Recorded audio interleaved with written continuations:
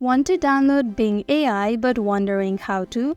I'm Emily, and in this tutorial, I'll walk you through the steps to download Bing AI app. Let's get started. Open the Play Store first on your device. Tap on the search icon at the bottom right. Type in Bing AI. Then tap on Search. This is the application that we're going to be downloading. Tap on the install icon to start the installation process. Tap on Open once the download has been completed.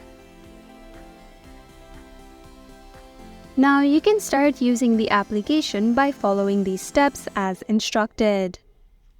And that is how you can download Bing AI. Thank you for watching Online Help Guide. Hope this video was helpful. If it was, then hit the like button and comment down if you have any questions or feedback.